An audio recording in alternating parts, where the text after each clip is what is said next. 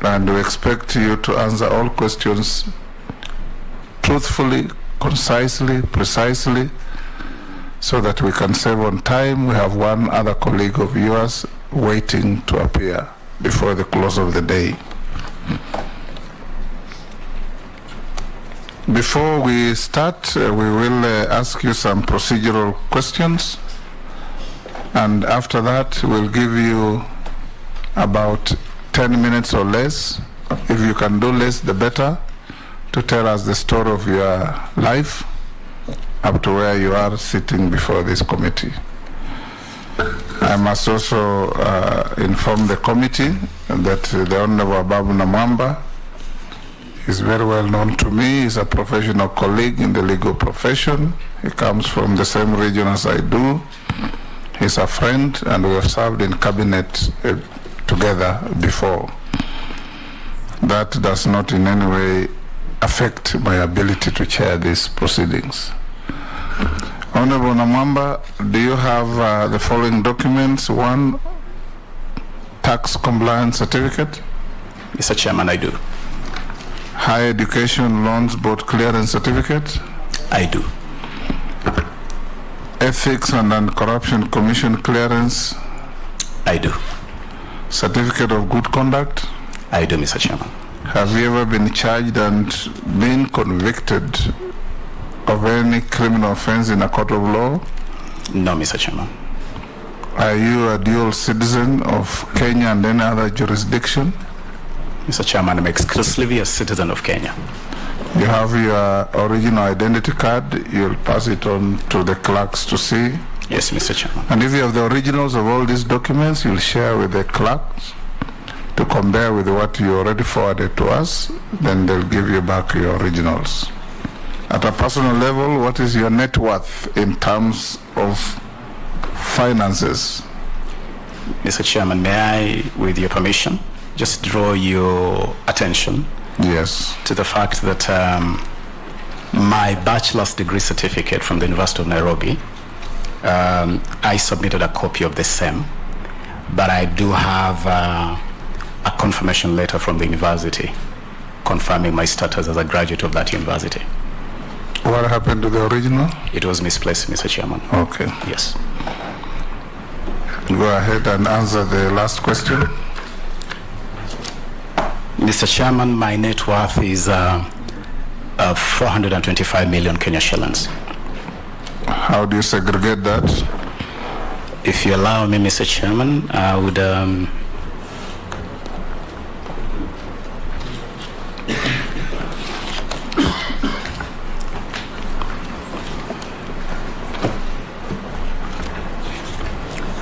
quickly make reference to the questionnaire that I submitted to this honorable committee, which provides details of the spread of that net worth, which includes my residence here in the city of Nairobi, my country residence back in Busia County,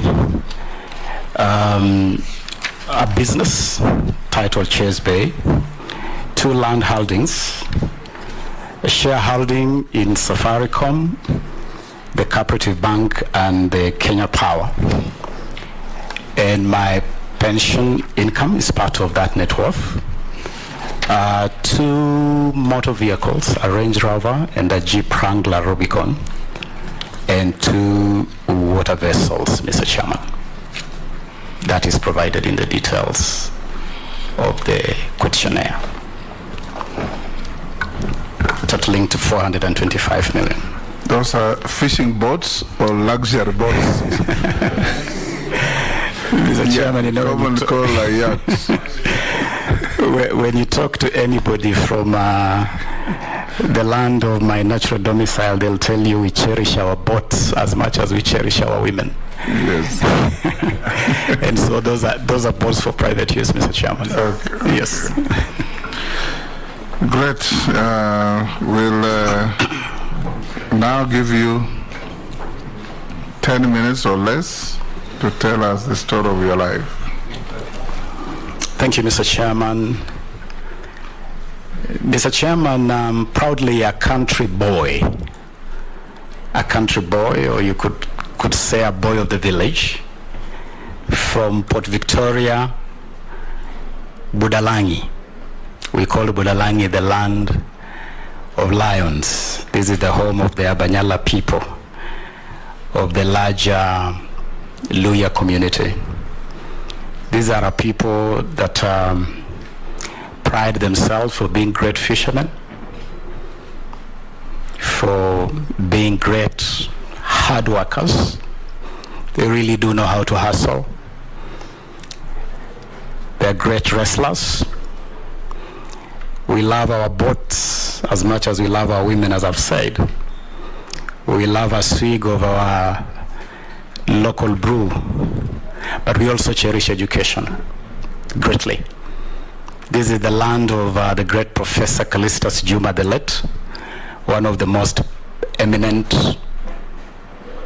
intellectuals out of this country, to grace the halls of the great Harvard University in Boston, Massachusetts. The land also of my brother, Professor Namwamba, who is here with me, who has been recognized as a sage globally. And Mr. Chairman, it is in this community that I was born to the late Peter Luecheche Namwamba, my father, and my mother, Agatha Maina, who I like to call my prayer warrior. Mr. Chairman, I was born the eighth, the last of 8 children in this family, and led an ordinary life of a village child. Attended Port Victoria Primary School, where I sat my KCPE, and proceeded to Kolanya Boys High School in the north of Teso for my KCSE, and thereafter I was admitted to the University of Nairobi, the School of Law, to study my bachelor's degree in law. I graduated and got into practice, Mr. Chairman. And a few years down the line, I got an American government scholarship to do my master's degree at the American University, Washington College of Law in Washington, D.C. After which I returned to Kenya, Mr. Chairman,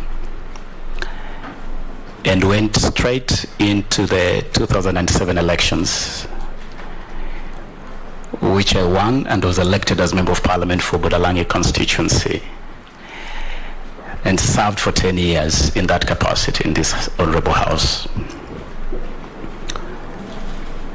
Mr. Chairman, during that period, I also had the privilege to chair a number of committees in this house, including co-chairing with the then Mandera Central Member of Parliament, Honorable Abdikadir Mohammed, the Parliamentary Select Committee on Constitution Review that presided over the process that led to our 2010 Constitution.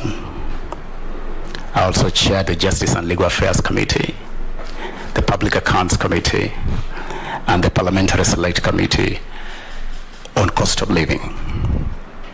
Mr. Chairman, I'm nostalgically proud of the period earlier in my life in school, because I had the opportunity to get inducted into leadership early, being a prefect in primary school, a school captain in high school, now they call them school presidents, and also chairman of the Kenya Law Student Society while at the University of Nairobi. And later on, even in the US, I was involved in activities of the African student groups.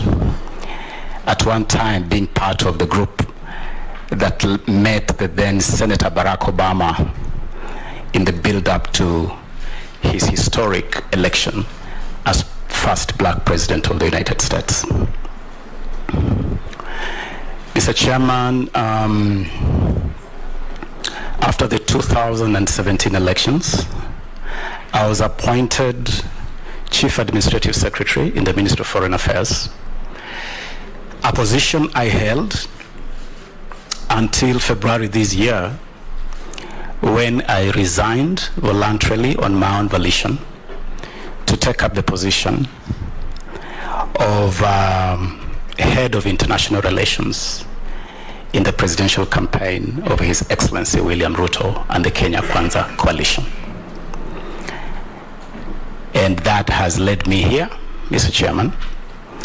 Let me add that during my time as a Member of Parliament, I also had a privilege to serve in Cabinet when I was appointed Minister for Youth Affairs and Sports by His Excellency Mwai Kibaki and the Right Honorable Raila Odinga, then Prime Minister in the coalition government. I look back at my 10 years in this House as a key period in my journey in public service, with some very special highlights, certainly top among them being the Constitution of Kenya 2010, that I had such a great privilege to be part of the leadership that led to the conclusion of that process. That period also had some low moments, like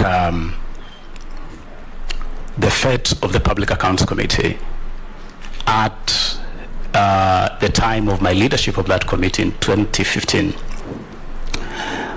which got caught up in what I believe to date to have been a political moment of madness that, Mr. Chairman, maybe at a later stage I'll be able to expound.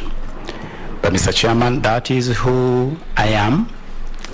Let me just conclude by saying, Mr. Chairman, that I have led a journey that for me epitomizes the life of what has come now to join the Kenyan lexicon as the hustler. Because I'm a boy who, I said I'm a country boy, a village boy. I'm a boy who walked to school barefoot. I mean, I would walk to school barefoot and sit in class with pangs of hunger, but never lose a smile on my face or gladness in my heart or determination to finish school. But that's the story of many of us. Mr. Chairman, I conclude by saying it is so important for parents to inspire their children no matter what. One time my father came home with a newspaper, a Taifa Leo newspaper, with a photo of some lawyers nicely clad in the courtroom regalia of the wigs and the gown. And he told me, my son, you must become a family lawyer to protect the interests of this family. And he planted the seed in a small standard 6 boy to work hard and become an attorney. And so every so often, Mr. Chairman, I do a pilgrimage where I take my children on the 3-kilometer walk from my mother's home to Port Victoria Primary School to have an experience of what it meant to grow up in those circumstances, not so that they can do the same, but so that they can understand how far their father has come. And this is the same message I want to share with the people of Kenya, that no matter your circumstances, you can rise and achieve your dreams. That is my story, Mr. Chairman. Thank you, Abab Namamba. That's the story of many of us. I want to invite members to the interactive session. Members, you yourselves said you want to ask one clear, precise question each. And Honorable Babu, avoid any unhelpful stories in answering the questions. Just answer them as they are asked.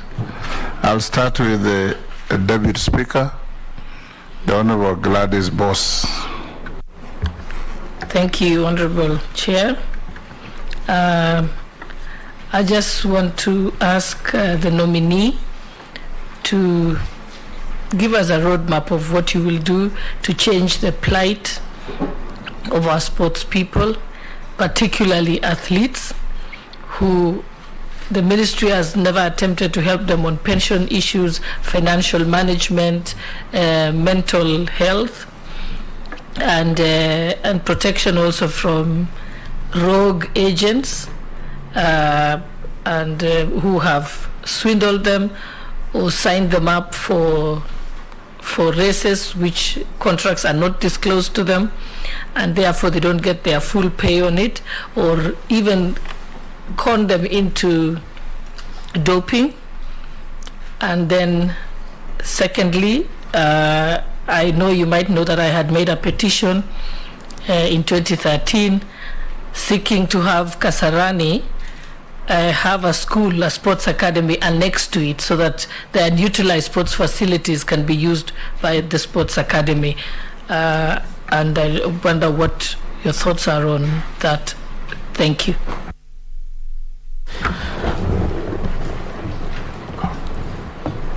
We will take batches of 4, then you answer all of them. Thank you, Chair. Honorable Babu, you served in this ministry, and therefore it's you're going back home. By the time you served, there was no sports fund. Now we have a sports fund that exists. What do you intend to do to make sure that the sports fund is utilized for the purposes that it was intended, if you are approved? Yeah, Honorable Babu, I reckon that you served in this very ministry 10 or so years ago.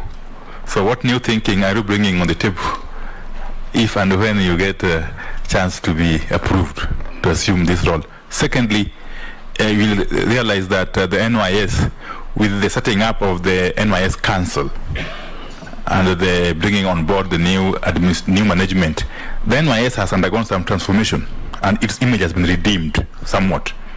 What do you intend to do to sustain that momentum? And finally, on our way to Busia, kindly pay a visit to the NYS unit at Rangala and find ways of expanding it. Thank you. Have you approved him already? if by any chance he gets the approval of the House. Okay. Yes. Robert Mbui. Yeah, thank you, Chair. Chair, our nominee, the Honorable Puistofik, I hope I've pronounced that right. There was an affidavit that sworn by Sheila Masinde, I think, and Davis Malombe, which laid claim to the period when he served as a PSC chair in 2014, where there were serious allegations of bribery by himself and members of that committee, in fact leading to the first ever watchdog committee in the history of Kenyan Parliament to be disbanded. And the allegations were extortion and blackmail. I would like the nominee to maybe shed light on what happened on that matter. 4, you can answer those. Babu. Thank you, Mr. Chairman. Excuse me. Mr. Chairman, should this committee, in its wisdom, find me worthy of holding the position to which I have been nominated, it is true that I would be going to a space that is not entirely strange or new to myself, having served in this ministry between 2012 and 2013. And so, to answer the Honorable Deputy Speaker on the roadmap to change the plight of our sports people, I can confidently tell you that I have a fairly good idea, a good view of the sport or the sporting terrain, and I am not under any illusion as to the state of this terrain at the moment. It is actually in absolute turmoil. As we speak right now, our football activities are in limbo, having been suspended by the World Football Governing Federation, FIFA. The Badminton Federation is banned. The Swimming Federation is banned. So the whole arena of sports is in total chaos. Kenya is in a state of a doping crisis. This year alone, there have been no less than 30 cases of doping, which is threatening to shatter the very fine, glittering image of Kenya as a fine state sporting nation. The whole benefit of pension is not available to our sports people. And that is why a lot of our sports people who retire from active sportsmanship, they live in penury. We've seen it with sporting giants like Kadenge, like our fine boxing hero Aruinge, who passed away the other day. And it's because there is absolutely no framework to take care of these sports people in their retirement. We have rogue agents who do not seem to pay any regard to the laws of the land. And I have reason to believe, from past experience, from information available to me, that they may actually be part of the syndicate that is drawing our sports people, special athletes, into these increasing doping cases. And so, should I be cleared to assume this office, I am determined to move with haste to start cleaning up this space. Starting, of course, with the FIFA ban. If you cleared me, if I was to be sworn into office, my first morning in office, I would be on the phone with Mr. Gianni Infantino, the president of FIFA, to resolve the ban on FKF and Harambee Stars. I want to listen a lot. I would say that in my first 100 days in office, I would do a lot of listening. I want to listen to federations. I want to listen to sports people themselves. I want to listen to stakeholders so that we together can draw a roadmap to return sports to the pedestal it belongs. But most importantly, in line with the Kenya Kwanza Manifesto, I would want to work with all stakeholders to turn sports into a huge industry that can help in resolving our burgeoning unemployment rate and also protect our sports people from exploitation, from the challenge of drug abuse, and the challenge of being able to live in dignity after retirement. Quickly to conclude the question of Madam Deputy Speaker, the Kasarani Sports Academy is something I'm familiar with because it is around the time when I served as minister here that we started the journey to put this academy in place. Regrettably though, this is a brilliant project that got stuck and has not moved much, but we have to elevate this academy to a point where it becomes a focal point for nurturing talent in this country, identifying talent, nurturing talent, and unleashing this talent onto the national and the global stage. I'm a keen follower of football. I'm aware, for instance, of the Clairefontaine Center in France, which is like a conveyor belt. It keeps churning out incredible talent. Talk of Thierry Henry, talk of Kylian Mbappe. You see players who have been nurtured at this French academy. We can do it here. And I'll be very determined, should I find favor with this committee, to occupy this ministry, to put in place the measures to get this academy to the point where it should be.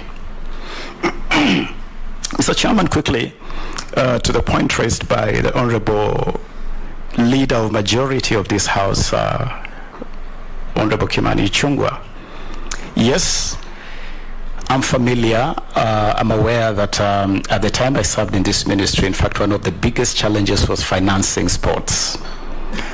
And Mr. Chairman, my biggest achievement as Minister for Sports at that time was the enactment of the Sports Act. In fact, for the brief period that I was in this ministry, I took it upon myself to accelerate the process of enacting this law. And it is in this law that we provided for the establishment of the fund. But I left the ministry before the institutions established under this law were actualized, one of them being the Sports Fund. After the law became operational, there were changes. There was an amendment to this law that spread the benefits of this fund and even renamed the fund from what we had crafted in the original piece of legislation. And it's now called the Sports, Arts and Social Development Fund. And the Honorable Majority Leader, you may want to know that under the regulations put in place by Treasury, 60% of this fund for the last several years has been going to healthcare. It is something which I believe government should take a fresh look at, because if this fund was intended to accelerate the development of the sporting and creative industry space, then the priority should go to providing support to those two areas. Today, sports is only entitled to 35%. And often I hear even those percentages are not remitted to those two important departments. And so it is an area that I would definitely pay priority to. And I would definitely engage Treasury and other departments of government in the spirit of collective responsibility in government to return priority of this fund to its original intention, so that we do not have cases where we hear our athletes arriving late in Oregon for important competitions, where you hear of incredible stories of horror of our athletes spending nights at airports because of mismanagement and limited resources. So yes, Honorable Majority Leader, this is an area that I'll pay attention to. My good neighbor and friend, Honorable Minority Leader Opio and I, what new thing could I possibly do if I were to make a return to this ministry? A lot of water has flown under the bridge in the 10 years since I was last at this ministry. But what gives me confidence is that I was part of the team that put in place the existing legal framework, the existing policy framework. I'm informed that the outgoing Cabinet Secretary has already initiated a process to revise these laws and the relevant policies. It is a process I would want to support, because the law is supposed to be living, it's supposed to be current, it's supposed to be relevant. So it's a process that I would want to support and progress. But we have also moved on greatly. Now we have a new government that is putting great emphasis on sports and the arts as a big driver of the economy. That is something we did not pay much attention to previously. I definitely want to pay keen attention to that. I did mention the Clairefontaine Academy in France. You could also add St. George's in England, which are centers of excellence. These are spaces which we want to learn from. And we have experiences here, by the way, Honorable and I, with history from people like Zgol in the 70s, Reinhard Fabisch in the 80s, who dared to do things differently, and we saw results in our sports. I am prepared to do things differently, and I'm prepared to listen. I'm prepared to run an open door policy so that together we can make a success of this. NYS, Honorable Andai, you are right that NYS is now in much better shape. When I was first minister here, NYS was part of my mandate, but then after I left, NYS sort of became a nomad. It ended up in all sorts of places, but it has now been returned to this ministry. And I want to assure you that the very good work that the current Director General and her team have done at NYS is something that I want to support and to progress the work of NYS. NYS is now a full-fledged statutory body. It is a full-fledged paramilitary unit within our security architecture. So the way NYS is operating is definitely different from before. And these progressive steps are steps that I would definitely want to look at.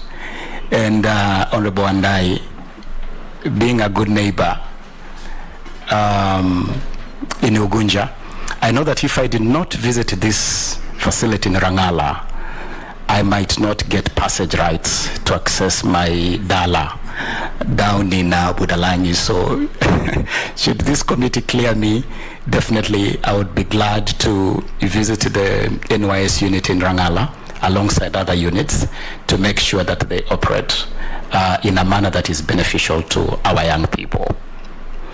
Finally, Mheshimiwa Mbui, I am aware of the matter you have raised of the two affidavits sworn by Mrs. Masinde and Mr. Malombe. And Mr. Chairman, I did file with this committee an affidavit in response to those matters. It is a comprehensive 21-paragraph affidavit. And I know that in the interest of time, I may not have the opportunity to go through this affidavit. We have it. Pardon? We have it. Yes. So take half a minute on that. Okay. Suffice it to say, Robert, you've seen it, right? Yeah, okay. Suffice it to say, Mr. Chairman, that number one, the report that is subject to the affidavits that Honorable Mbui refers to did really not investigate matters of the alleged bribery. In fact, Mr. Chairman, I have quoted verbatim a recommendation from that report appearing in paragraph 325, page 117 of that report, which says they did not delve into matters of the alleged bribery and referred this matter to the Ethics and Anti-Corruption Commission. And Mr. Chairman, I'm aware that the Ethics and Anti-Corruption Commission delved into this matter and did not find it worth their time to progress it any further, meaning that they found the allegations nothing more than hot air. Mr. Chairman, significantly for purposes of this process, and I want to request you, Mr. Chairman, and the committee to give attention to the affidavit that I have filed. But suffice it to say that the so-called allegations were actually all withdrawn on record, as recorded in the report of the committee, which I have with me, a copy of which I have with me here, Mr. Chairman. And Mr. Chairman, of course, we know that if I make an allegation against you, and withdraw it, it expires that allegation ab initio. If that allegation is investigated by another body which finds it not worthy for any further action, then that matter is extinguished in its entirety. Mr. Chairman, I believe that in all the positions I have served in this House previously and in government, I have come out clean as the snow that global warming is wiping off the Mount Kenya peaks of Batian, Nelion, and Lenana. So, Mr. Chairman, I am completely blameless, as anybody would confirm from that report. And my position is as stated in the affidavit. Good.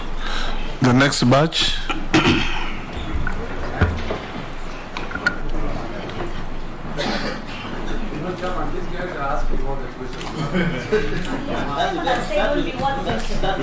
We said one each.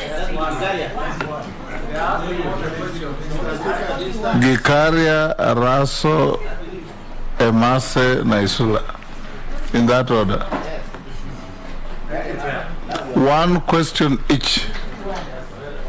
You have one more nominee to deal with. And if a question has been asked by another member, you don't have to re-ask it.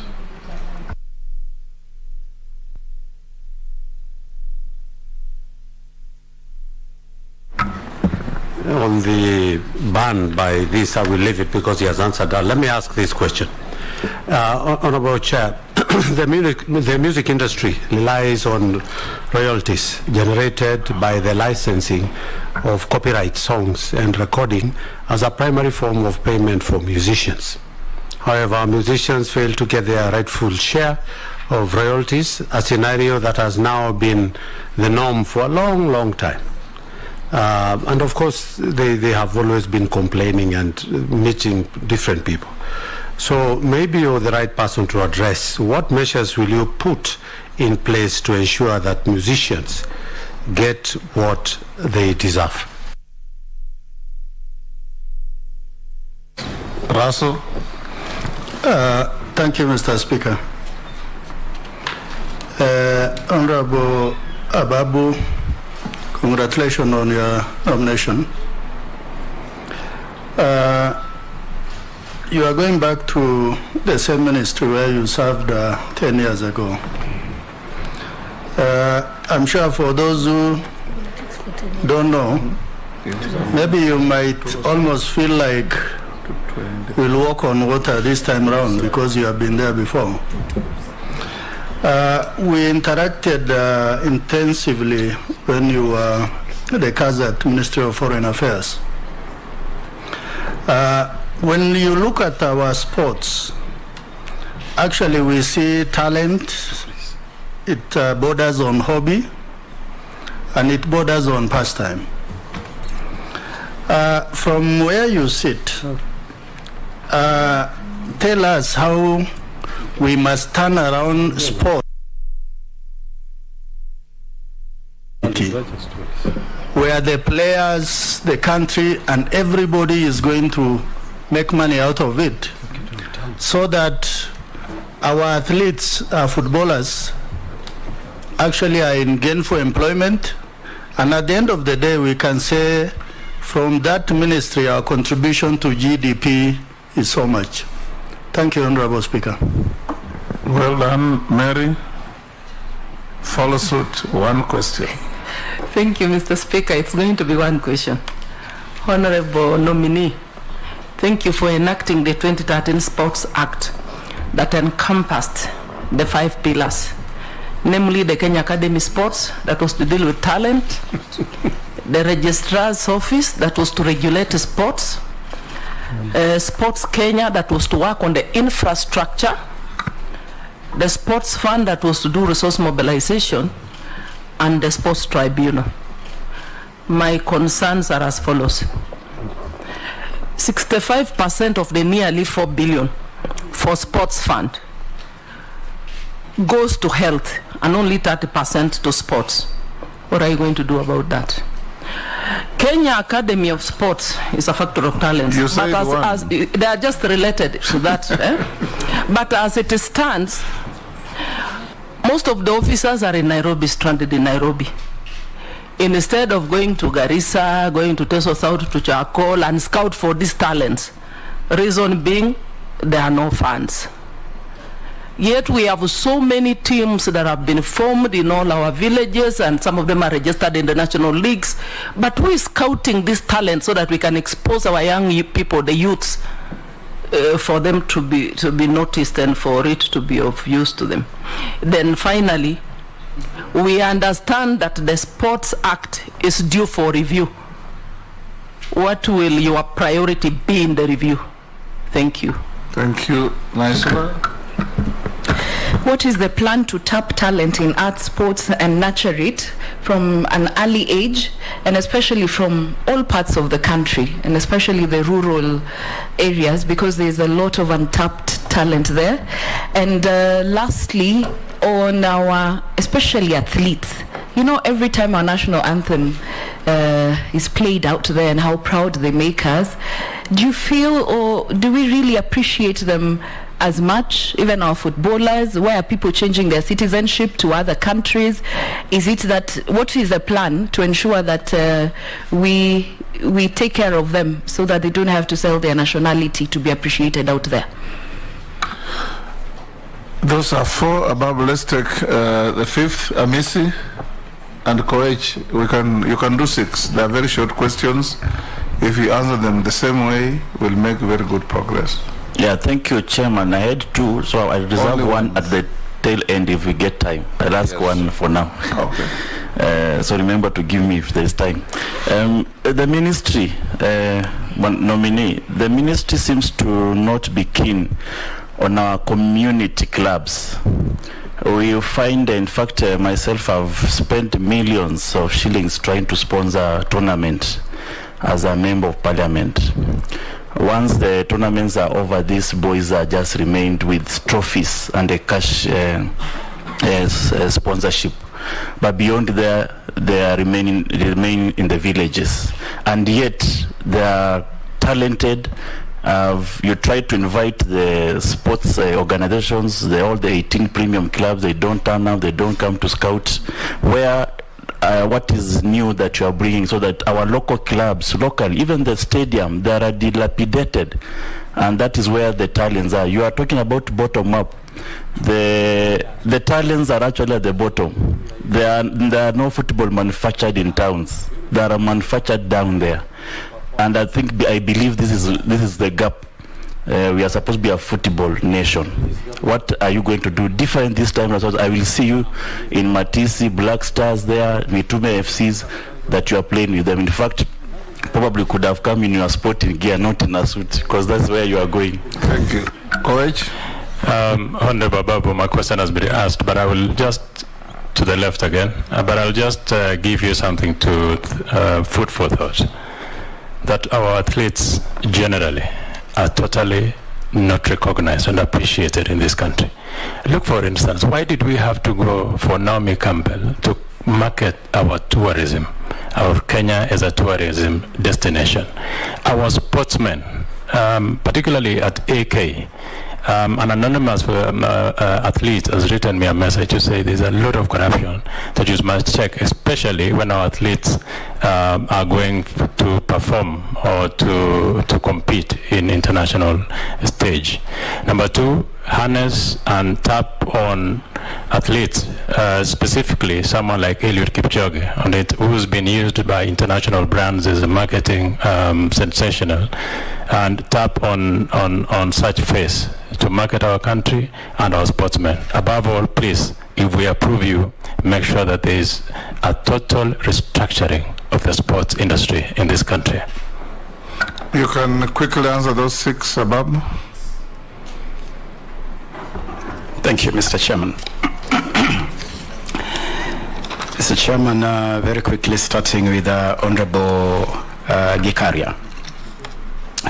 The question of royalties and benefits generally to let me go beyond music. Music is a big part of it, but let me call it the creatives. The creatives, whether it is musicians or fine artists or thespians in our theaters or performing artists. This is a huge problem. And Mr. Chairman, it should be noted that we have a body in this country called KECOBO, the Kenya Copyright Board, which, with due respect, I believe is in intellectual property, because this really must be recognized as part of the intellectual property that we get from our artists. We should be able to get more out of it. But we also have organizations called CMOs that collaborate with KECOBO to sort of collect royalties on behalf of their members. And we have three main ones. We have the Music Copyright Society. I think this is the best known. We have the Kenya Association of Music and Performers' Rights Society of Kenya. These organizations have not done justice to the artists that they represent. In fact, just the other day, there was a case that made headlines where these societies were actually taken to court by some of the artists. And what came out is that it is a space that is riddled with opaqueness, if I could borrow that popular lexicon. But it's also riddled with a lot of mismanagement, and it's a space that will require a lot of attention. We need to take a look at the law. We have a law in this country called the movable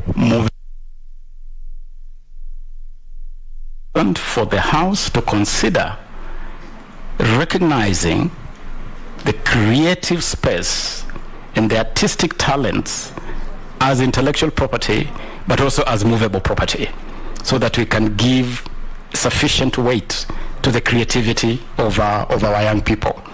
It is an area which, Honorable Gikaira, through the chair, I want to assure you that the architecture of this ministry, as has been communicated in Executive Order number 1 of 2022, provides an opportunity, perhaps for the first time ever, for this space of creatives to be given form. If you approved me to take this office, I would move with haste to establish a whole directorate for the arts.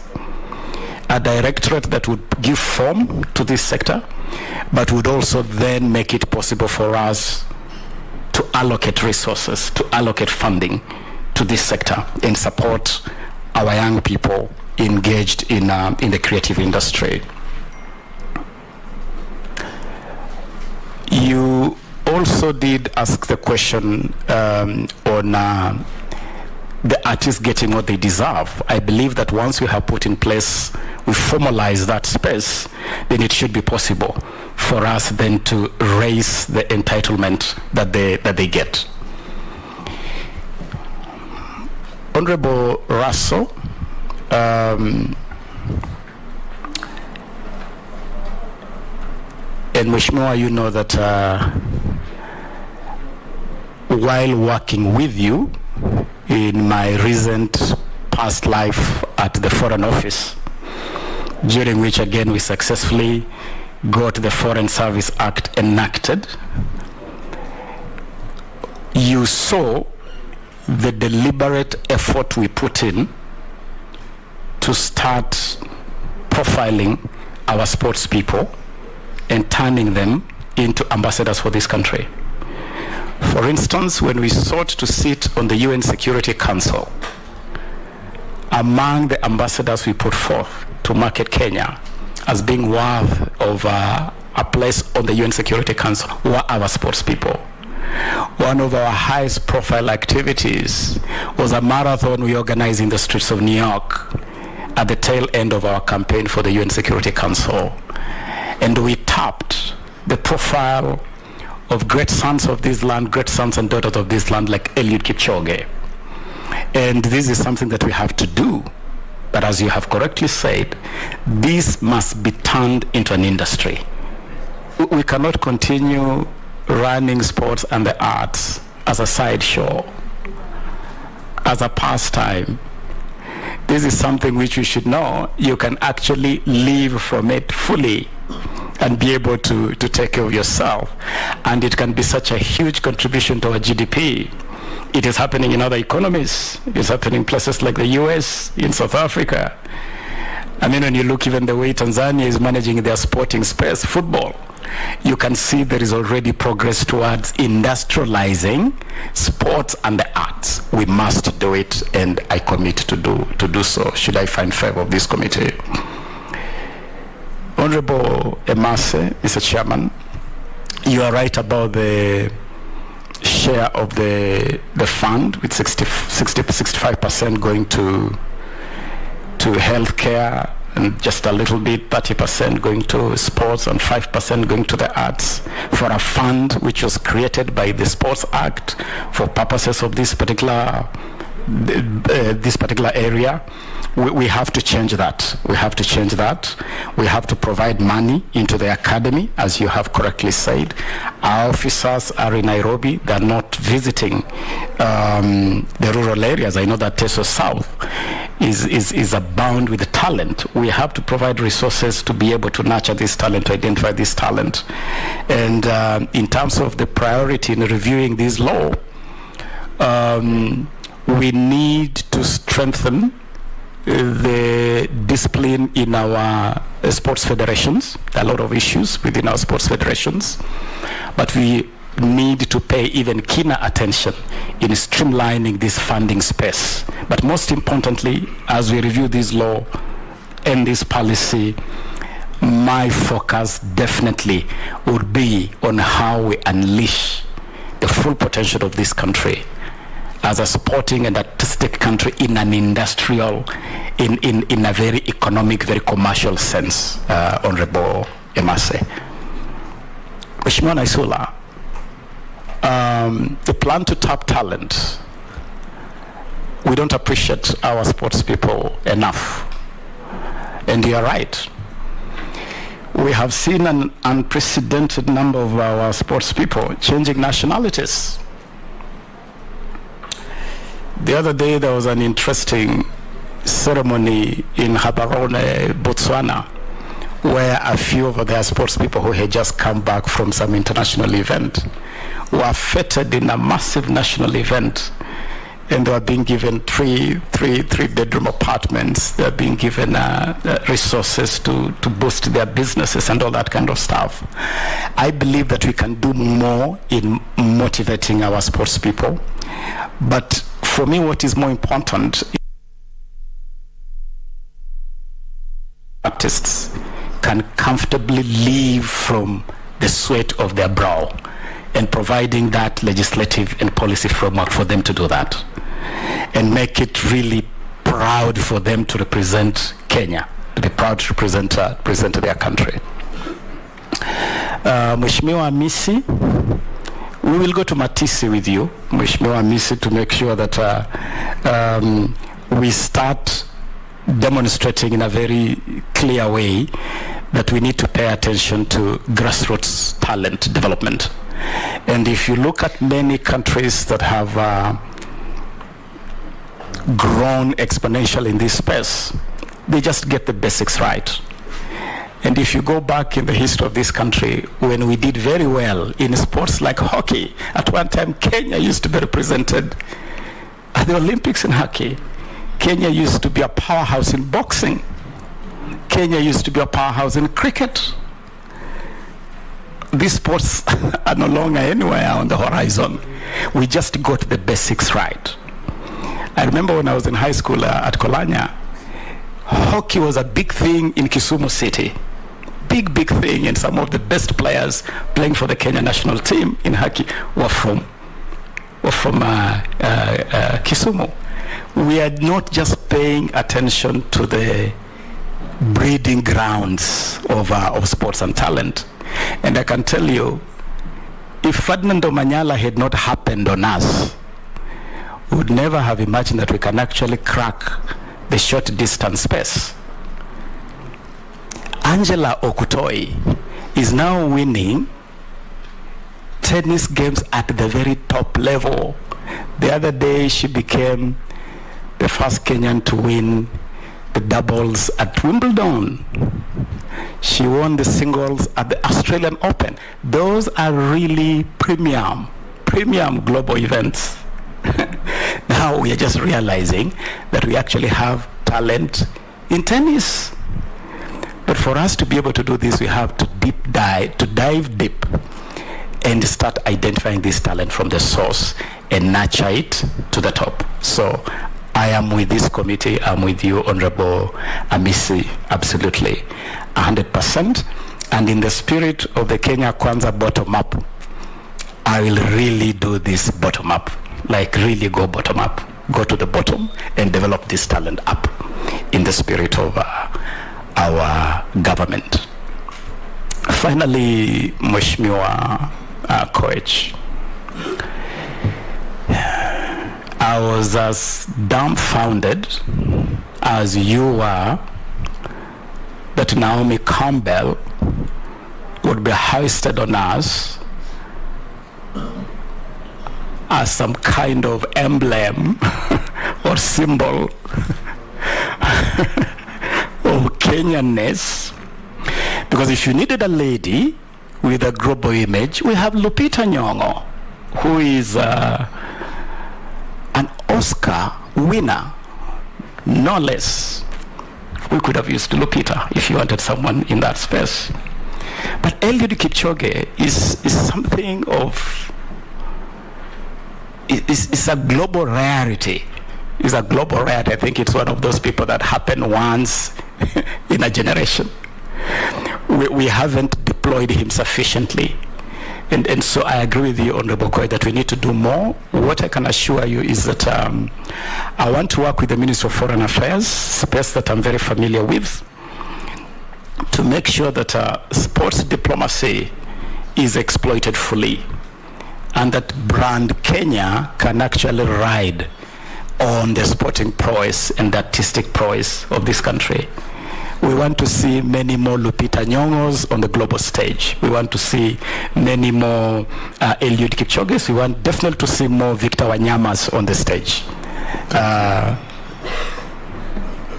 Thank you. You have answered all of them. Mr. Chairman, there was just the issue of corruption, and just to assure that the Kenya Kwanza government has zero tolerance to corruption as a policy, and is a policy that I would definitely carry with me to the ministry.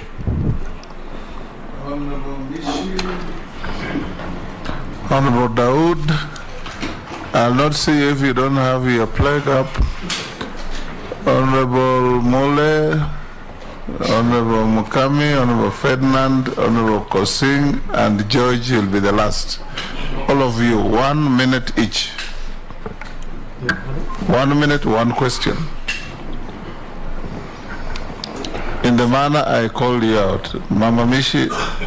Thank you, Honorable Speaker. Honorable Speaker, before I raise my question, I just want to make a polite plea to Our Excellency the President that through my observation I've seen in the nominees for the CS, I've not seen the face of the youth, nor the face of the people with disability, but I believe His Excellency still has some more appointments. I want And my question is on the Hustler funds. I know right now, according to Kenya Kwanza Manifesto, you're going to create the Hustler fund. Meanwhile, we already have the Women Enterprise Fund, we have the Youth Enterprise Fund, we have the Ways of Fund. So my question would be, what transitional arrangement would you propose to avoid duplicity? And also again, that the Hustler Fund, on the same issue, the Hustler Fund has noted that for somebody to access that fund, you need to have done some saving. It will also attract some interest. So I don't know whether our hustlers in this country will be able to access that fund. What plans are you going to ensure that even those who cannot save, they can still access this fund? I thank you. Actually, there's a nominee coming for that. At the end of the questions, fine. Wait for Chelugui. That question will be very pertinent to Chelugui. Let's take the rest.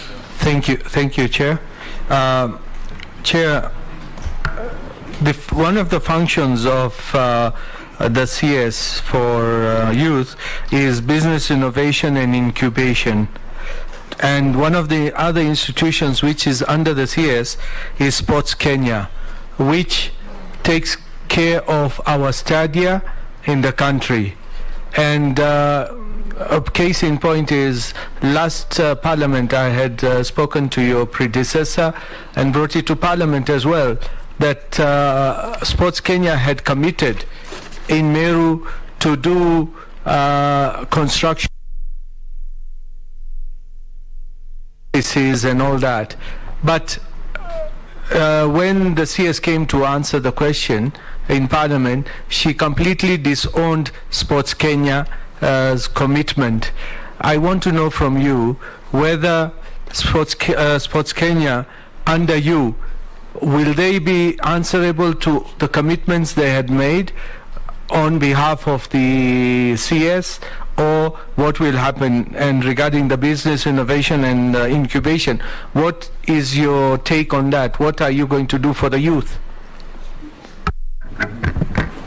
Yes, Mole. Thank you very much. This goes to the nominee. Due to poor governance and administrative structures, have ravaged most of the federations in this country, which has led to corruption, financial misappropriation, and some becoming squarely briefcase federation. On this side. Thank you.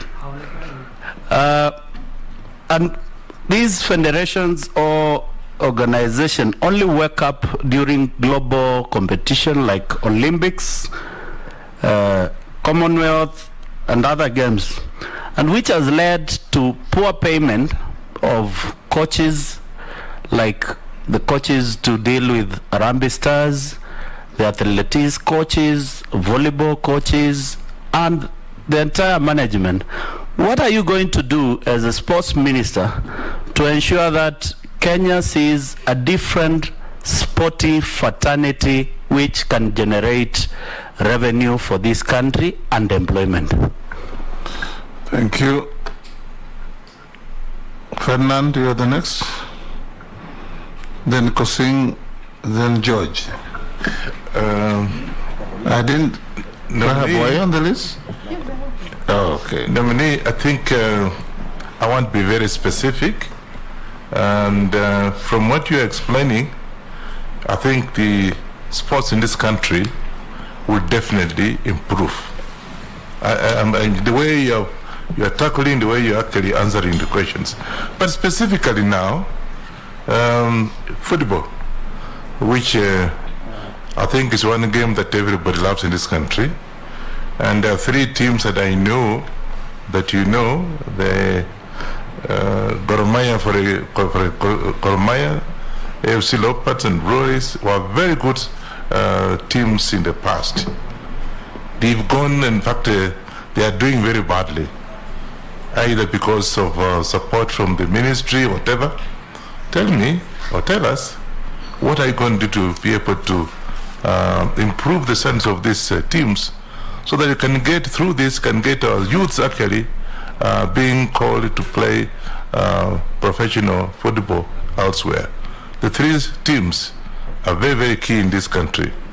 Me having been an official in AFC and played for the club at one time, I just want you to tell us what do you do specifically on these three teams. Proceed. Thank you, Mr. Chair. And I want to ask Honorable Babu Namwamba through you that Mr. Chair, is the nominee motivated to work in the Ministry of Sports, really? Because we are trying to assess his suitability or confirm his suitability to that ministry, Speaker and Chair. Why am I saying that? Because, Chair, prior to election, we saw Honorable Namamba, I saw Honorable Namamba, and many Kenyans saw him playing very important and pivotal role in terms of issues of international relations, taking the candidate to very prominent appointments internationally, all over the world, Honorable Speaker. And the work, which in my view, he did exceptionally well. So now, many Kenyans, including me, expected that he was going to be nominated for Foreign Affairs. That is where he was going to really have a lot of motivation, energy, and eager. To see him, Honorable Chair, in sports, I'm not seeing the candidate motivated sufficiently, Honorable Speaker. However, we might be approving, and I want him to convince Honorable Chair. Honorable Posing, we are ask him questions that test his suitability and motivation, to use your word, for the office for which he has been nominated, not the office for which he has not. Speaker, can I continue? Just ask the question or make your comment. For him to explain to me specifically, Honorable Speaker, allow us the latitude to prosecute our questions, Honorable Speaker. This is a vetting process, confirmation process. And I want him to explain to Kenyans and me. He's very sufficiently motivated to take the office. I thank him. It's very good to ask questions. If you ask him why he's not in foreign affairs, he'll tell you, go and ask the appointing authority. What else would you ask thereafter? Speaker, you are paraphrasing, and you are paraphrasing my question. I asked him to explain to me, is he motivated sufficiently to take over the Ministry of Sports? I didn't ask him foreign affairs, Speaker. Yes. You are boxing me towards a corner. That Kenyans will look at me as if I'm not asking relevant questions. I'm asking very relevant questions. Very good. Yeah. And your question was very relevant. Very relevant, yeah. Is he sufficiently motivated? Correct. To be in this ministry? Yes. Yes. Vis-a-vis that he did very well elsewhere is neither here nor there. Yeah, so exactly. So is he motivated? He explained to Morugara. Thank you, Chair. But don't help him too much. Thank you. Thank you, Chairman. Thank you very much. Nominee. Why am I being boxed? The youth of Kenya is actually watching you today, and possibly they got very high hopes in you when you take over this ministry once, if you are confirmed. Their question is, millions of them, especially summer graduates, are out there unemployed. The government is supposed to first and foremost take them as interns, and after that the government is also supposed to work extremely hard to see to it that they are absorbed and not downloaded out there. You take them as interns for 1-2 years, then you just let them go and they are back to the streets unemployed. As the minister in charge of youth affairs, do you propose to work with the government to ensure that the numbers in the government, the parastatals and all other agencies are increased in terms of interns, and also to ensure that majority of them are retained in government service in line with the Kenya Kwanza manifesto of ensuring that almost every youth is employed? Thank you. Thank you. Rahab? Thank you, Chair. I just wanted to ask almost the similar question. How will you ensure that the youth are empowered to pursue sports, not only as a hobby, but also an economic activity that will offer job opportunities to them? Thank you. Chair. Yes. Chair. Naisula, you had your bite already. I have never asked for another opportunity. Kindly. CS, and this is important. CS nominee, there are many studies that have been started, and you know they are now incomplete and stalled. We have Kipkeino Stadium in Wasingishu, we have Kamarin Stadium in Elgeyo Marakwet, we have Mombasa Municipality Stadiums, and having in mind that will Kapsabet, and you know we lost the bid to host the 2025 World Athletics Championships because of lack of infrastructure. How can we be the best in the region, in the world, and we are not able to complete? And just so that you answer that question, having in mind that I have a great feeling that we don't get value for money in the projects where we put money and we don't complete them. I would like to get your thoughts about it. Yes, Ababu, if you Thank can you, Mr. round Chair. up all those very quickly. Asante, Mr. Chairman. Very, very quickly, Mheshimiwa Mishimboko, I stand guided by the chair that this is a matter which my colleague Simon Chelugui will be very well equipped to handle this. But just to tell you that my understanding, having served in cabinet previously, my understanding that the principle of collective responsibility will come to bear on how the Hustler Fund will be managed. And the Youth Fund, the Women Fund, the Wezo Fund, all those funds should work in sync, and there should be some synergy. And I'm aware that consultations are already going on how that space will be managed with symphonious harmony, so that you don't lose time, you don't lose energy, and you don't lose resources. And I believe that I'll make my contribution in that direction and in that regard. Mheshimiwa Dawood, Sports Kenya, once a commitment has been made, the commitment should be honored. And what I can tell you is that it will be important for us to review all these commitments and see how they can be implemented, because there must have been a motivation, there must have been a reason why these commitments were done, including in your constituency. And I want to assure this House that when I was first Minister for Youth Affairs and Sports, I was also Member of Parliament. So I already had a habit of working very closely with the House, basically having the Ministry and the House working in sync. I intend to do the same should you confirm me in this position. So a lot of the issues you are raising here, I'll be very happy to revisit them with the specific attention to respective constituencies. Business innovation and incubation is important. I believe that we must raise the space of sports and the arts to the next level.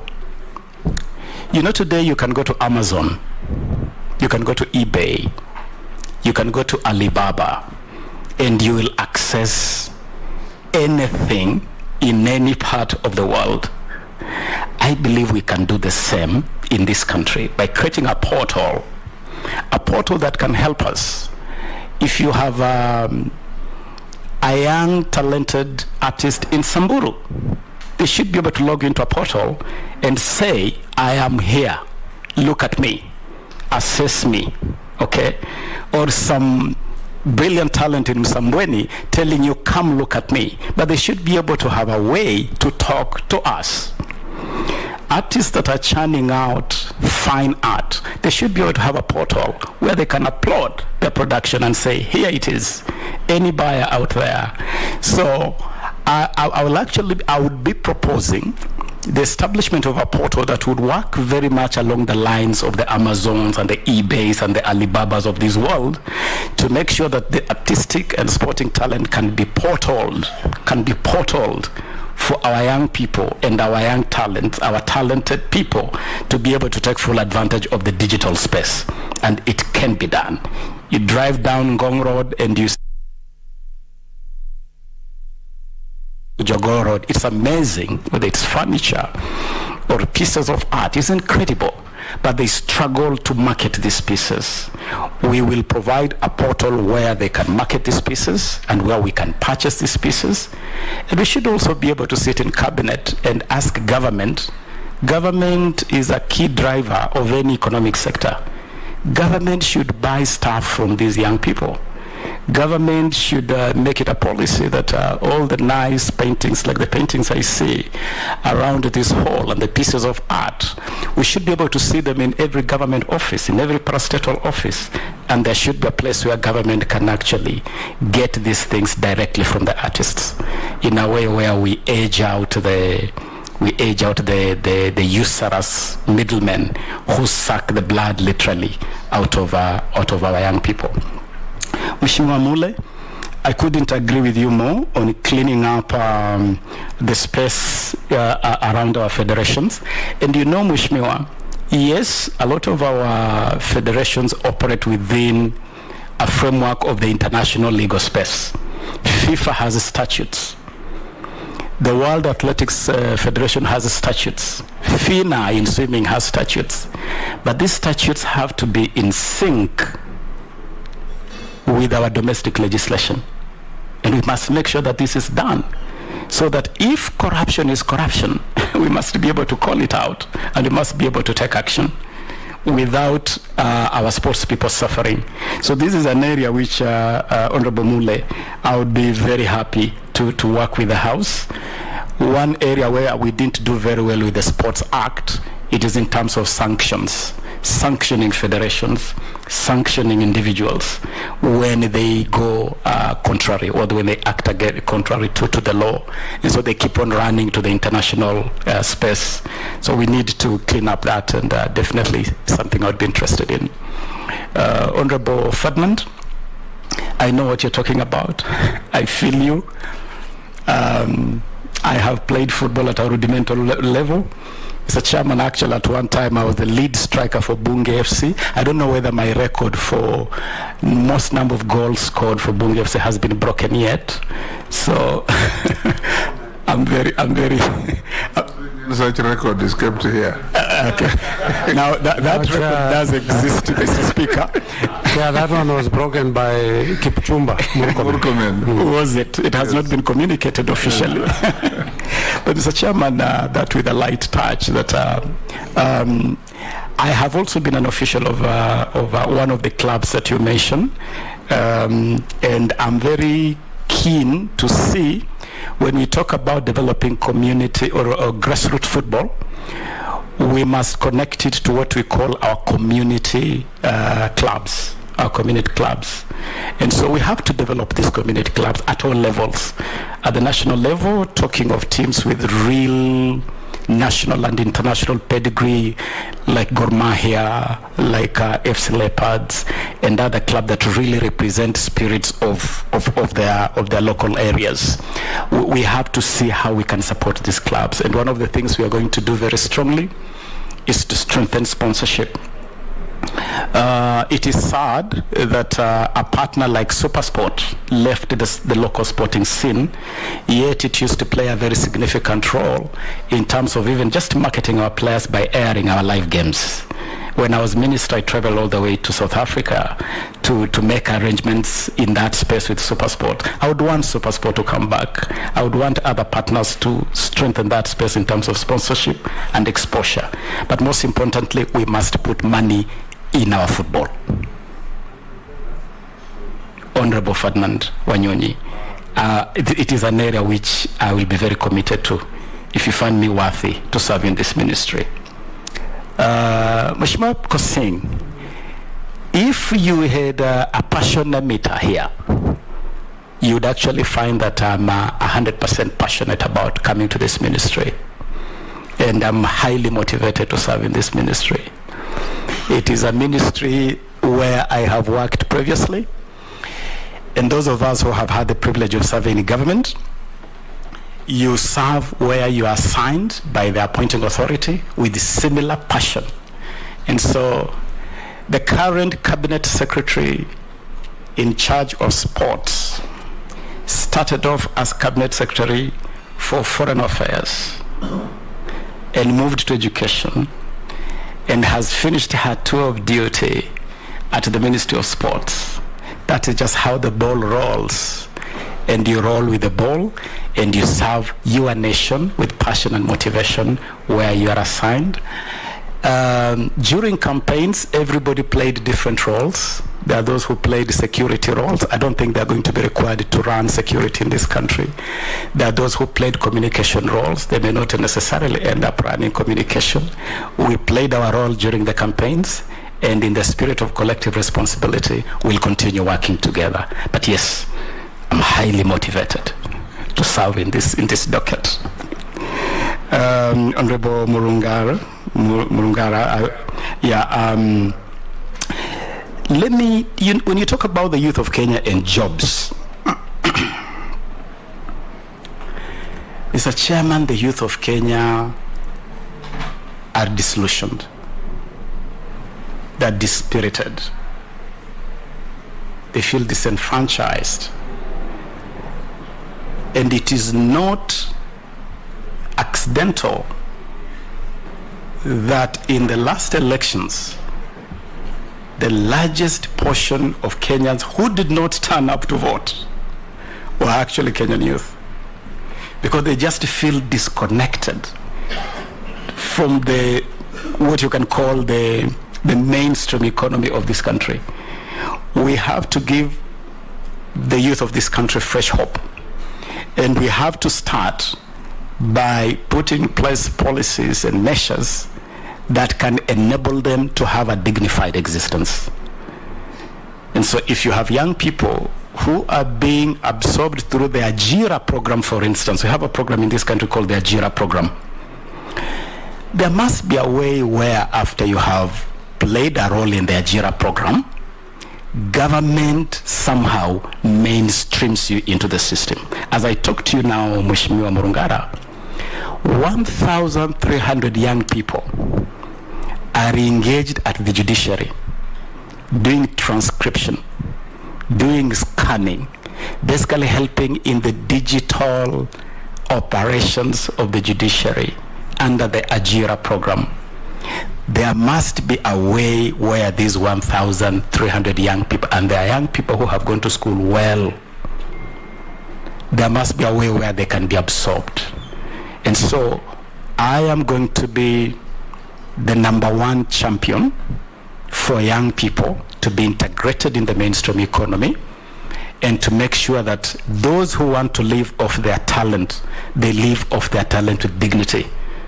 And we can do this by investing in infrastructure, helping with marketing, opening avenues for them to earn a dignified living, and protecting them in terms of protecting their intellectual property, and making sure that what they're bringing to the table is recognized.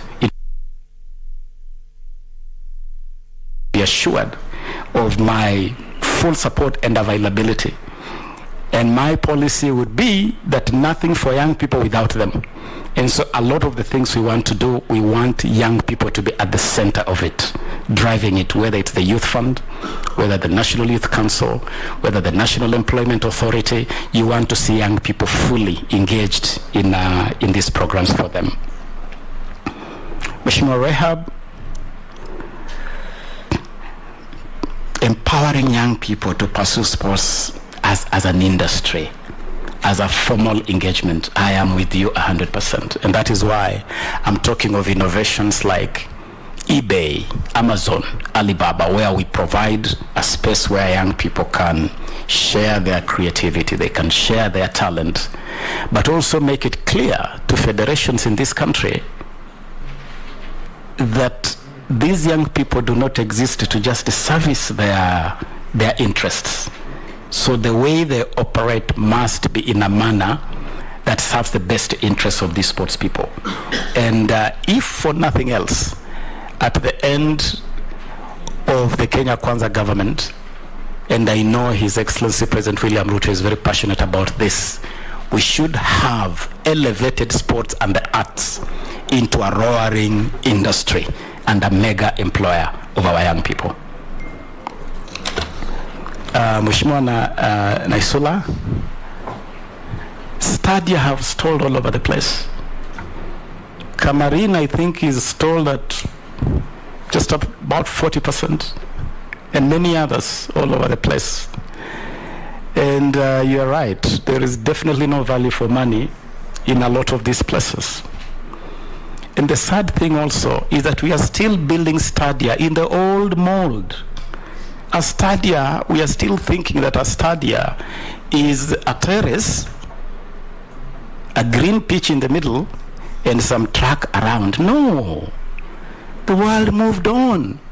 Stadia now are integrated facilities. Stadia have theater. Stadia have recording studios. Stadia it's an integrated space where sports people and artists can do so much more than just kicking a ball on the green patch or running around the track. And so one of the things that we must do also is to revisit even the design of our stadia. And we must turn all our stadia must be turned into centers of excellence so that we have activities going on there continuously. I mentioned Clairefontaine, which is run by the French football, but there are also clubs. When you go to Barcelona, they run a great academy called La Masia, where they churn out great talent like Messi, who was discovered at the age of 6, 7. Who is discovering talent in this country at age 6, age 7? And where would these talents be discovered? We must make this the spaces where we can spot this talent and grow this talent so that we can be able to compete with the rest of the world. And it is an area where I'm going to be available. We will assess the facilities that are in place and then start a new journey on how to manage that space better. Thank you, Mr. Chairman. Thank you, Honorable Namwamba. I'll give Honorable Posing one last chance. Was there anything remaining? Yes, I'll give you one last chance. Was there anything remaining? I wish the candidate wish the candidate success. You okay? Yeah. I wish the Meshimbogo has sent me a question. He was afraid of having another bite, but I'll allow you to ask yourself about the rehabilitation of youths' substances. Yes, thank you, Honorable Speaker, and thank you for giving me this chance once again. To our nominee, I know you are aware about drugs menace in the Coast region and even in the entire country. Nairobi, even now in the area like Nakuru. The other time I was talking to Mheshimiwa Gikari, and he also told me that it's a big problem in Nakuru. Right now, currently in our government, we don't have any public rehabilitation centers. What we have those which are privately owned. I don't know whether you have some plans to ensure that we actually have public rehabilitation centers, and this should be at the constituency level. Because right now, what we have been seeing, the mushrooming juvenile gangs, it's as a result of drugs addicts. We have really tried to do some outreach program, sensitization. We have talked to the government regarding the barons, the agents of drugs, but it's like it's a big cartel. There's so many people who are in this cartel, and it has become very difficult. What we are hearing is that maybe some of the police officers are on payroll weekly, monthly. So it is very difficult. We don't know what you can do. When you go to Lamu right now, you can just cry, seeing big numbers of youth in drugs. It's not like 100 youth. You see like 2,000 youth in Lamu. You come to Mombasa, you see like 5,000 youth in drugs, hard drugs. We don't know what we can do. We have really tried so many times. We have even identified the barons, those we call vichuzi. We take information to the police personnel, but nothing is being done. Up to now, I don't know what's wrong with our borders. Like for instance, our border Lunga Lunga here, Horohoro, Tanzania and Kenya, where most of the drugs which come to Mombasa passes through those borders. I think there must be something differently which is going to be done to ensure that we save the youth of this country. Otherwise, as parents, we have our daughters, they will not even get husband where we are going in the Coast region. Because you know, for them, they're not even interested in having girlfriend, in marrying. What they're interested is just getting the kete, that one kete, You buy it at 200 and it's all. Nothing else. They're not interested in anything in life, in what, nothing. Just drugs. It's really pathetic, Honorable Speaker. I'm really crying anytime I talk about drugs. I'm really crying.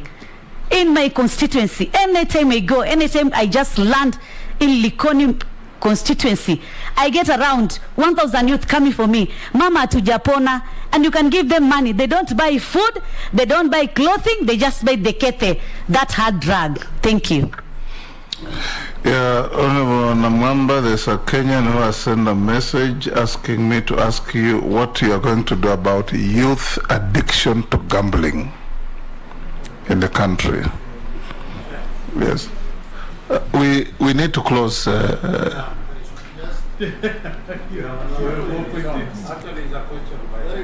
Yes, Gikaria. Thank you. Just as I was going through, just before somebody else sent me a question regarding, when you talk about sports, Bwana Namwamba, and the big clubs, then we forget the route where it starts. And that route, your offices are devolved, but they don't have even enough funding to be able to do some little bit of some activities at the local level, so that they can be able to somebody can be able to nurture. Myself, I've been in football for 30 years, and I will tell you how important it is for us to start the youth clubs at our local level. And lastly, change about thank this. You. I gave you one. Okay, so. Russell. Thank you, Speaker. Honorable Ababu, it is looking out of the box that we may, this really will just be a statement, a shopping list in case we'll approve your nomination.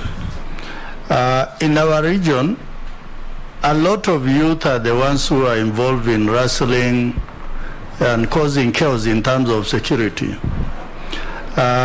Recently, we saw a lady who was teaching youngsters archery in Baringo. I think Baringo or West Pokot, one of the two. That brought so many youths together, others who are perennially trouble causers. If that thinking out of the box can actually be encouraged in the Ministry of Youth and Sports. Thank you, Chair. Thank you. Babu, shortest time possible. Thank you, Mr. Chairman. Mheshimiwa Mboko, the drugs challenge is, goodness, it's a monster. It is destroying our young people incredibly, and the sad thing that it's just not localized around the coastal belt. It is now pretty much all over the place, and as I said earlier, it has now even infiltrated the sporting arena.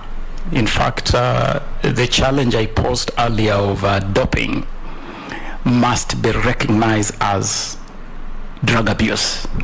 And even those substances that our young people are being caught with, those substances must be rated as drugs, and the penalties meted on the offenders must be as severe as the penalties we have for what you want to call the hard narcotics. And so this is an area where we have to work. We have to approach it through education. I know there is a very useful program called the Olympic Values Education Program, which integrates a number of values that can be part of our CBC training program. And this can be done in partnership with bodies like NACADA and ADAC is the anti-doping agency of Kenya. But it is a space which will take a multi-agency, a multifaceted approach, and it requires incredible volume of resources. It is something which government must have an integrated, clear framework. I can tell you that because the majority of the people who are affected are young people, Honorable Mboko, what I can commit at this stage is that if I'm confirmed in this office, I would be a champion against drug abuse within cabinet, to push for a framework by government, an integrated framework that can confront this monster before it destroys a whole generation right before our eyes.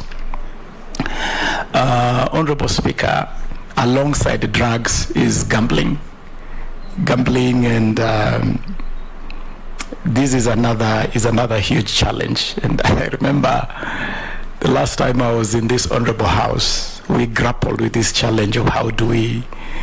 I remember especially the contributions of the late Jacoyo Midio, who was very passionate about this agenda on the risk posed to our young people by gambling. Again, this is an area which we have to manage. The gambling industry is a big global enterprise. The betting firms are also now some of the key partners in the space of financing sports, and so we need to find a framework to balance this. And again, it is an area where I'll be available to listen to best practices to see how we can manage that space better, Mr. Speaker, Mr. Chairman. Honorable Gikaria, we just must fund local. I said earlier, we have to go basic. We have to start right from the bottom. I do recall that in the early days when some of our teams were doing very well, Harambee Stars was doing very well, teams like Gor Mahia were winning continental tournaments. Is a time when they had a stream of talent flowing in right from the grassroots. Teams like FC Leopards would get players straight from Kakamega High School. You could see some form of conveyor belt conveying talent, and that talent feeding the national teams and our Harambee Stars. We have to go back to those basics, and we have to send funds to where the rubber meets the road. Honorable Russell, for me, it's not even looking out of the box. It is thinking completely, entirely, absolutely, without ambiguity, without the box, so that we throw away the box and just now think afresh, anew, so that we can take this country to the next level. Thank you, Mr. Chairman. Barbara, I'll ask you just one or two questions. I want to focus on our athletes, because in our sports, they're the most visible ambassadors. Honorable Naisula mentioned of Kenya's national anthem being played in the most unexpected places, because one of our athletes has struck a gold medal, has beaten the world. But eventually these world beaters get captured by promoters and agents. Would you consider, if you get the opportunity to run this ministry, to engage the Attorney General and start a vibrant legal support program to help these young Kenyans when they want to engage those agents? There must be a lawyer on hand to draft a contract that is enforceable, that will guarantee and protect their interests, so that the agent doesn't become the athlete and the athlete becomes a guinea pig. You also need to engage probably the Ministry of Finance, the Treasury, to help in how to manage the resources these young people get.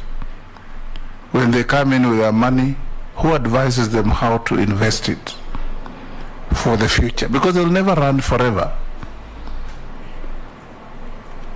You must have read a book called The Old Man and the Medal by Ferdinand Oyono, where an old man called Mecca is given a medal, like all our athletes have. And he goes to the local market, puts it around his neck and walks around, and he realized nobody either recognized him or was interested in him. And yet he was supposed to be the hero. And that's what we're having. Henry Rono, the others.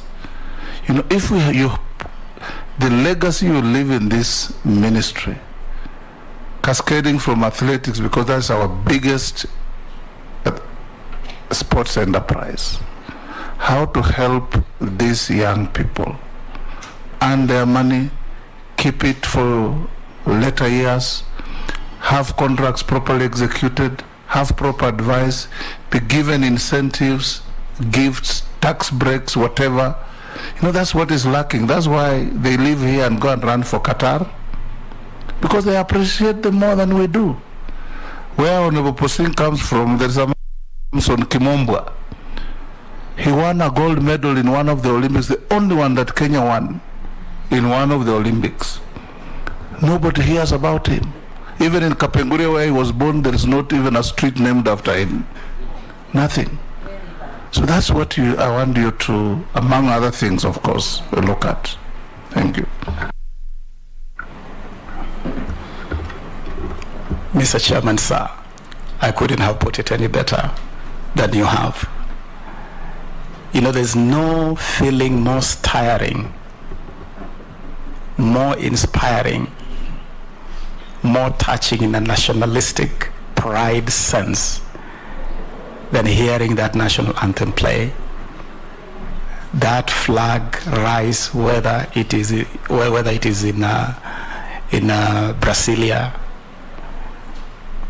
or Amsterdam or New York or Beijing. I don't believe this country has any other branding value bigger than that.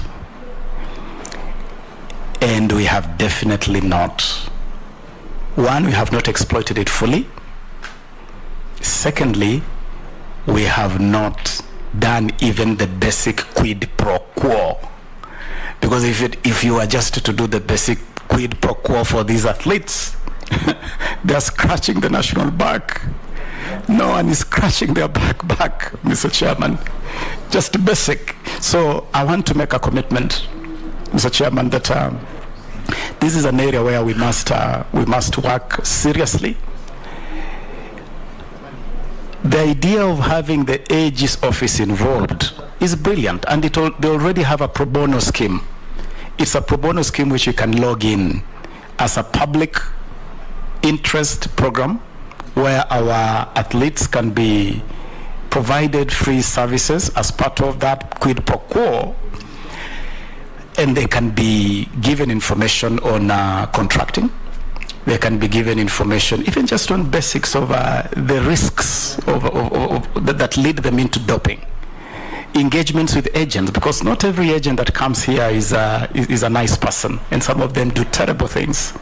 There are even serious cases of sexual harassment, sexual abuse of some of our young people. So it is an area which definitely, Mr. Chairman, I'll pick up.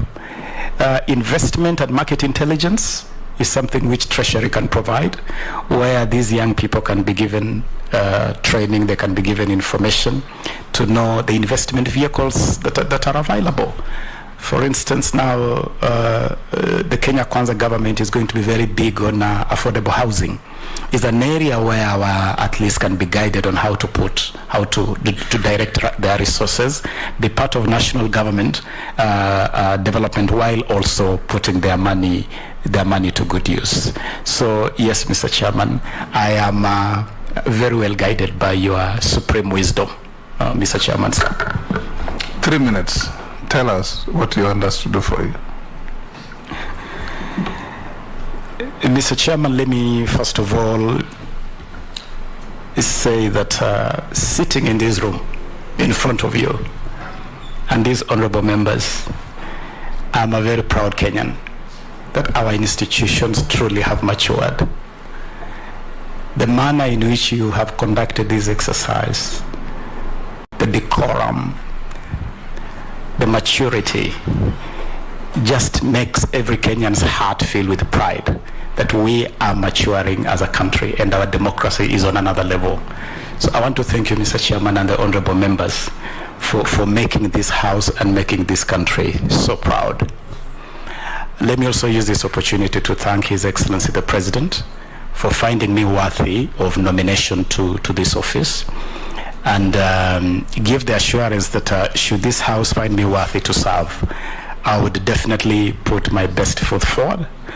with passion and full motivation, Honorable Kusing. And just to conclude by saying that I am a hustler, and the son of a hustler, like hustlers like many of us are. I have walked that journey of coming from the village to be able to sit here and get the privilege to serve my country. And I want to thank the people of Budalangi. They are Abanyala people. Honorable Chair Mheshimiwa Wandai would tell you that the people that they call Jomanyala, they are actually the real Jonam.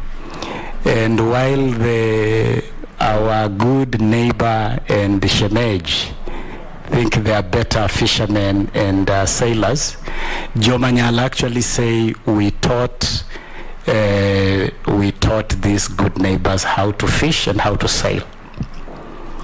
And we also taught the Igbo of Nigeria how to wrestle. Amalinza the cat can confirm that. So, Mr. Chairman, I want to thank these people who gave me the platform to become who I am, and just to give an assurance to the sporting fraternity that if I'm confirmed in this position, I'm going to be listening very keenly to everybody, and I'm going to run an open door policy where my door will be open to all stakeholders to work in so that we can improve this sector together. And the young people of this country, I want to be a friend of the youth of this country. I want to give them voice. I want to open doors of opportunity to them. As they say themselves, nawa lambotov na ninawa rank tu sana as young people. Thank you, Mr. Chairman. Thank you, Honorable Namwamba. You are now released to leave the committee and go to your other duties. Thank you for answering questions clearly. Honorable members, a stretch of 3 minutes. 3 minutes. Then the Sergeant, look for our next nominee.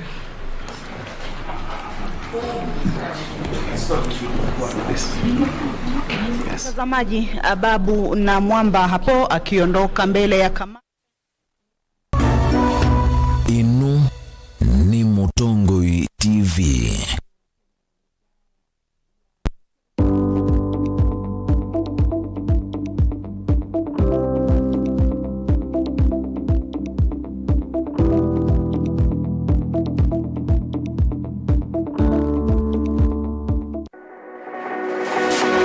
Ubanga uisanda indi ndwaya wakulume ubanga ni wisikwicha mistali no wichenginya ukeyuma wime wichandwana ni undumwe na kukwatia ni undungi neve tone singo mie itatu na kwenda